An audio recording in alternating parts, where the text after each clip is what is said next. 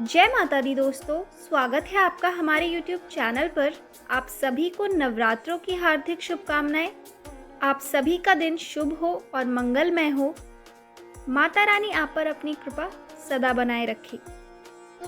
आज से मैं प्रारंभ करने वाली हूँ श्री दुर्गा सप्तशती के पाठ। और नवरात्रों में दुर्गा सप्तशती का पाठ करने से किसी भी तरह के अनिष्ट का नाश हो जाता है और परिवार में सुख समृद्धि आती है। दुर्गा सप्तशती सब तरह की चिंताओं, क्लेश, शत्रु बाधा से मुक्ति दिलाती है। तो आइए करते हैं श्री दुर्गा सप्तशती पाठ का पहला अध्याय प्रारंभ। इस अध्याय में मेधा ऋषि राजा सूरत और समाधि को भगवती की महिमा बताते हुए मधु कैटभ का वध प्रसंग सुनाते हैं। मार्कंडेय जी बोले, सूर्य के पुत्र सावर्णी जो 8वें मनु कहे जाते हैं, उनकी उत्पत्ति की कथा विस्तार पूर्वक कहता हूँ, तो सुनो। सूर्य कुमार महाभाग सावर्णी भगवती महामाया के अनुग्रह से जिस प्रकार मनवंतर के स्वामी हुए, वही प्रसंग मैं तुम्हें सुनाता हूँ। पूर्व काल की बात है। स्वारोचिष मनवंतर में सूरत नाम के एक राजा थे जो चैत्र वंश में उत्पन्न हुए थे। उनका समस्त भूमंडल पर अधिकार था। वे प्रजा का अपने औरस पुत्रों की भांति धर्म पूर्वक पालन करते थे। तो भी उस समय कोला विध्वंसी नाम के क्षत्रिय उनके शत्रु हो गए। राजा सूरत की दंड नीति बड़ी प्रबल थी। उनका शत्रुओं के साथ संग्राम हुआ। यद्यपि कोला विध्वंसी संख्या में कम थे, तो भी राजा सूरत युद्ध में उनसे परास्त हो गए। तब वे युद्ध भूमि में अपने नगर को लौट आए और केवल अपने देश के राजा होकर रहने लगे। किंतु वहां भी उन प्रबल शत्रुओं ने उस समय महाभाग राजा सूरत पर आक्रमण कर दिया।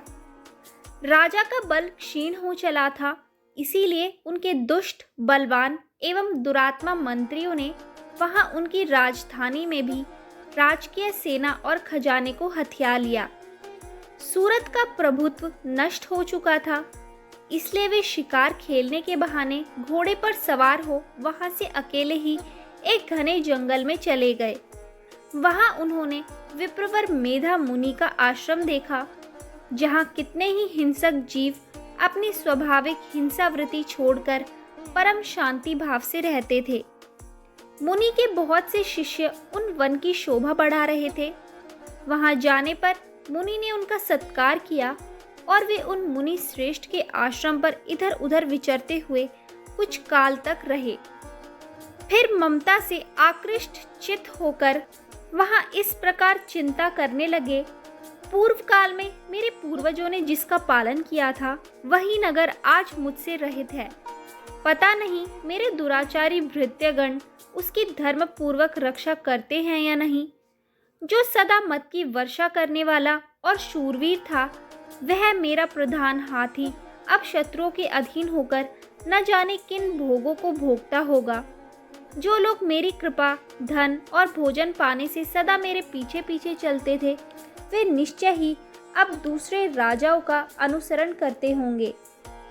उन अपव्ययी लोगों के द्वारा सदा खर्च होते रहने के कारण अत्यंत कष्ट से जमा किया हुआ मेरा वह खजाना खाली हो गया होगा।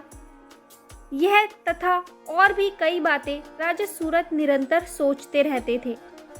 एक दिन उन्होंने वहां विप्रवर मेधा के आश्रम के निकट एक वेश्या को देखा और उससे पूछा, भाई तुम कौन हो? यहाँ तुम्हारे आने का क्या कारण है? तुम क्यों शोकग्रस्त और अनमनी से दिखाई देते हो? राजा सूरत का यह प्रेम पूर्वक कहा हुआ वचन सुनकर वेश्या ने विनीत भाव से उन्हें प्रणाम करके कहा, राजन, मैं धनियों के कुल में उत्पन्न एक वेश्या हूँ। मेरा नाम समाधि है। मेरे दुष्ट स्त्री पुत्र ने धन के लोभ से मुझे घर से बाहर निकाल दिया है। मैं इस समय धन, स्त्री और पुत्रों से वंचित हूँ। मेरे विश्वसनीय बंधुओं ने मेरा ही धन लेकर मुझे दूर कर दिया है, इसलिए दुखी होकर मैं वन में चला आया हूँ। यहाँ रहकर मैं इस बात को नहीं जानता कि मेरे पुत्रों की, स्त्री की और स्वजन कुशल है या नहीं। इस समय घर में वे कुशल से रहते हैं अथवा कोई उन्हें कष्ट है। वे मेरे पुत्र कैसे हैं क्या वे सदाचारी है अथवा दुराचारी हो गए हैं? राजन ने पूछा, जिन लोभी स्त्री, पुत्र आदि ने धन के कारण तुम्हें घर से निकाल दिया, उनके प्रति तुम्हारे चित्त में इतना स्नेह का बंधन क्यों है? वेश्य बोला, आप मेरे विषय में जैसी बात कहते हैं वह सब ठीक है, किंतु क्या करूं, मेरा मन निष्ठुरता नहीं धारण करता। जिन्होंने धन के लोभ में पड़कर पिता के प्रति स्नेह, पति के प्रति प्रेम तथा आत्मीय जन के प्रति अनुराग को तिलाजित दे मुझे घर से निकाल दिया है, उन्हीं के प्रति मेरे हृदय में इतना स्नेह है।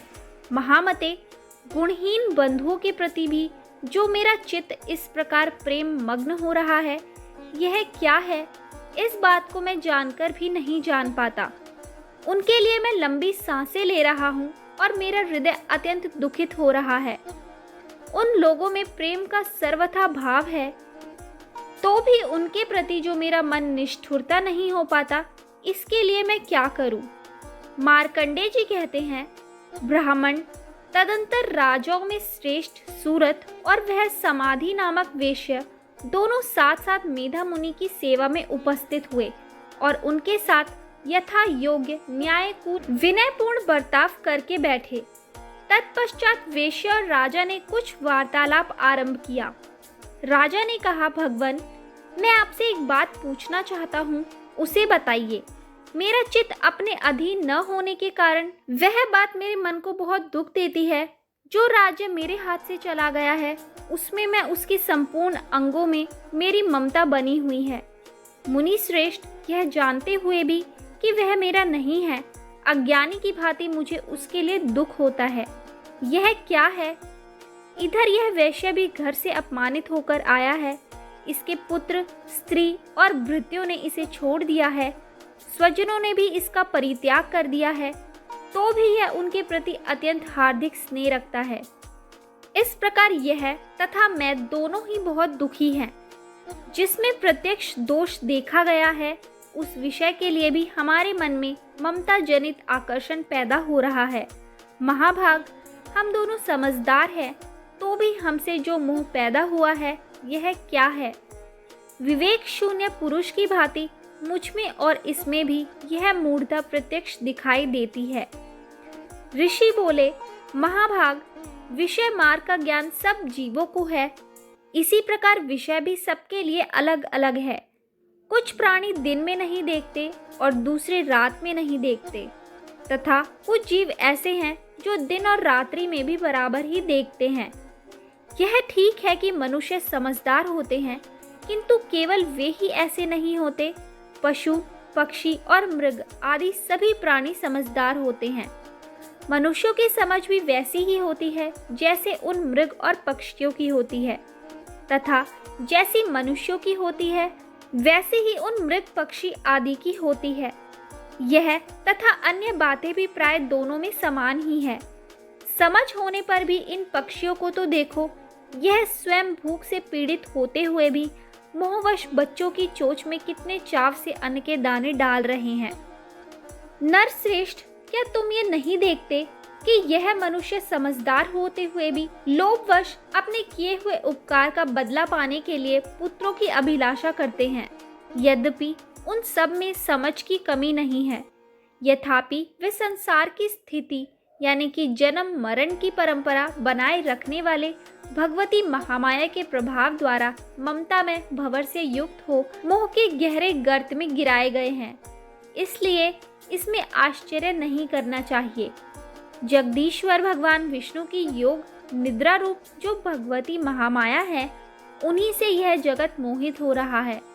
वे भगवती महामाया देवी ज्ञानियों के भी चित्त को बलपूर्वक खींचकर मोह में डाल देती हैं। वे ही संपूर्ण चराचर जगत की सृष्टि करती हैं तथा वे ही प्रसन्न होने पर मनुष्यों को मुक्ति के लिए वरदान देती है। वे ही पराविद्या, संसार, बंधन और मोह की हेतुभूता सनातनी देवी तथा संपूर्ण ईश्वरों की भी अधीश्वरी हैं। राजा ने पूछा, भगवान, जिन्हें आप महामाया कहते हैं, वे देवी कौन है? ब्राह्मण, उनका आविर्भाव कैसे हुआ तथा उनके चरित्र कौन कौन हैं? ब्रह्मा वेताओं में श्रेष्ठ महर्षि उन देवी का जैसा प्रभाव हो, जैसा स्वरूप हो और जिस प्रकार प्रादुर्भाव हुआ हो, वह सब मैं आपके मुख से सुनना चाहता हूँ। ऋषि बोले, राजन, वास्तव में तो वे देवी नित्य स्वरूपा ही है। संपूर्ण जगत उन्हीं का रूप है तथा उन्होंने समस्त विश्व को व्याप्त कर रखा है। यद्यपि उनका प्राकट्य अनेक प्रकार से होता है, वह मुझसे सुनो। यद्यपि वे नित्य और अजन्मा है, यथापि जब देवताओं का कार्य सिद्ध करने के लिए प्रकट होती है, उस समय लोक में उत्पन्न हुई कहलाती है। कल्प के अंत में जब संपूर्ण जगत एकार्णव में निम्न हो रहा था और सबके प्रभु भगवान विष्णु शेषनाग की शैया बिछाकर योग निद्रा का आश्रय ले सो रहे थे, उस समय उनके कानों के मैल से दो भयंकर असुर उत्पन्न हुए, जो मधु और केटप के नाम से विख्यात थे। वे दोनों ब्रह्मा जी का वध करने को तैयार हो गए। भगवान विष्णु के नाभि कमल में विराजमान प्रजापति ब्रह्मा जी ने जब उन दोनों भयानक असुरों को अपने पास आया और भगवान को सोया हुआ देखा, तब एकाग्र चित होकर उन्होंने भगवान विष्णु को जगाने के लिए उनके नेत्रों में निवास करने वाली योग निद्रा का सत्वन आरंभ किया, जो इस विश्व की अधीश्वरी, जगत को धारण करने वाली, संसार का पालन करने वाली और संहार करने वाली तथा तेज स्वरूप भगवान विष्णु की अनुपम शक्ति है। उन्हीं भगवती निद्रा देवी की भगवान ब्रह्मा स्तुति करने लगे। ब्रह्मा जी ने कहा, देवी, तुम ही स्वाहा, तुम ही स्वधा और तुम ही वष्टकार हो। स्वर भी तुम्हारे ही स्वरूप हैं। तुम ही जीवन दायिनी सुधा हो। नित्य अक्षर प्रणव में अकार, उकार, मकार, इन तीनों मात्राओं के रूप में तुम ही स्थित हो तथा इन तीन मात्राओं के अतिरिक्त जो बिंदु रूपा नित्य अर्ध मात्रा है, जिसका विशेष रूप से उच्चारण नहीं किया जा सकता, वह भी तुम ही हो। देवी, तुम ही संध्या, सावित्री तथा परम जननी हो। देवी, तुम ही इस विश्व ब्रह्मांड को धारण करती हो। तुमसे ही इस जगत की सृष्टि होती है। तुम ही से इसका पालन होता है और सदा तुम ही कल्प के अंत में सबको अपना ग्रास बना लेती हो।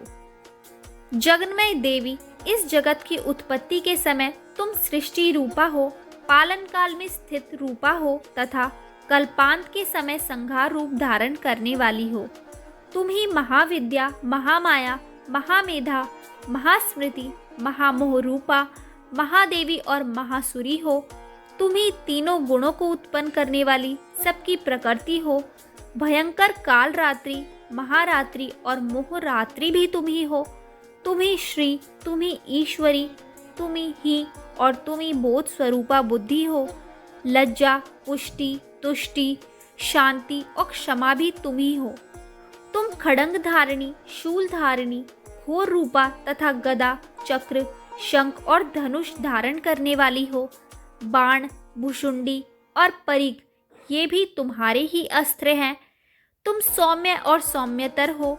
इतना ही नहीं, जितने भी सौम्य एवं सुंदर पदार्थ हैं, उन सब की अपेक्षा तुम अत्यधिक सुंदरी हो। पर और अपर, सबसे परे रहने वाली परमेश्वरी तुम ही हो। सर्व स्वरूपे देवी, कहीं भी सत अस्त्रुप जो कुछ वस्तुएं हैं, उन सब की जो शक्ति है वह तुम ही हो। ऐसी अवस्था में तुम्हारी स्तुति क्या हो सकती है? जो इस जगत की सृष्टि, पालन और संहार करते हैं, उन भगवान को भी जब तुमने निद्रा के अधीन कर दिया है, तब तुम्हारी स्तुति करने में यहाँ कौन समर्थ हो सकता है? मुझको भगवान शंकर को तथा भगवान विष्णु को भी तुमने ही शरीर धारण कराया है, अतः तुम्हारी स्तुति करने की शक्ति किसमें है? देवी, तुम तो अपने इन उदार प्रभावों से ही प्रशंसित हो। ये जो दोनों दुष्ट असुर मधु और केटभ हैं, इनको मुंह में डाल दो और जगदीश्वर भगवान विष्णु को शीघ्र ही जगा दो। साथ ही इनके भीतर इन दोनों महान असुरों को मार डालने की बुद्धि उत्पन्न कर दो।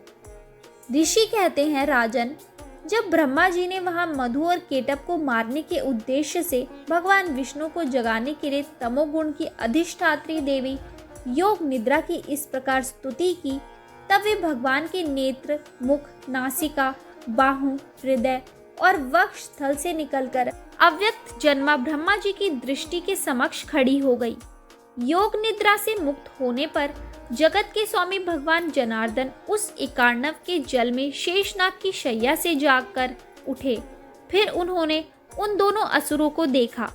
वे दुरात्मा मधु और केटप अत्यंत बलवान तथा पराक्रमी थे और क्रोध से लाल आंखें किए ब्रह्मा जी को खा जाने के लिए उद्योग कर रहे थे। तब भगवान श्री हरि ने उठकर उन दोनों के साथ 5000 वर्ष तक केवल बाहु युद्ध किया। वे दोनों भी अत्यंत बल के कारण उन्मत्त हो रहे थे। इधर महामाया ने भी उन्हें मुंह में डाल रखा था। इसलिए वे भगवान विष्णु से कहने लगे, हम तुम्हारी वीरता से संतुष्ट है, तुम हम लोगों से कोई वर मांगो। श्री भगवान बोले, यदि तुम दोनों मुझ पर प्रसन्न हो तो अब मेरे हाथ से मारे जाओ। बस इतना सा ही मैंने वर मांगा है, यहाँ दूसरे किसी वर से क्या लेना है। ऋषि कहते हैं, इस प्रकार धोखे में आ जाने पर जब उन्होंने संपूर्ण जगत में जल ही जल देखा, तब कमल नयन भगवान से कहा, जहाँ पृथ्वी जल में डूबी हुई न हो, जहाँ सूखा स्थान हो, वहीं हमारा वध करो। ऋषि कहते हैं, तब तथास्तु कहकर शंख चक्र और गदा धारण करने वाले भगवान ने उन दोनों के मस्तक अपनी जांघ पर रखकर चक्र से काट डाले। इस प्रकार ये देवी महामाया ब्रह्मा जी की स्तुति करने पर स्वयं प्रकट हुई थी।